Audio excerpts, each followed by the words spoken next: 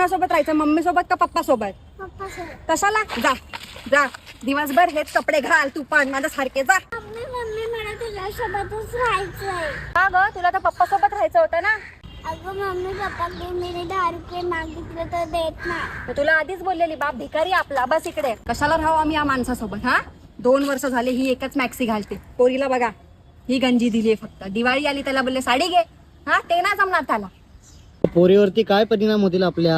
काय जगाला सांगते ओरडून? काय परिणाम होती? पोरीला माहिती आपला बाप बेवडा, माहिती ना तुला पप्पा बेवडा. मम्मी आता खूप झालं ना, आता चल घरी. काय 2 मिनिटं अजून तू नाटक नाही करू शकत? वा झालं, थांब. काय अशी रस्त्यावरती बसलीस? गाडी बिडी उडवेल? उडवू दे, गाडी उडवू दे, विमान उडवू दे, पण आम्ही नाही येणार. आम्ही इथेच राहणार.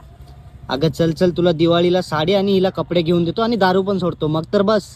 अरे हा, बस बस, चल शकते, चल चल. जरा जास्तच आपण ऍक्टिंग केली ना ग.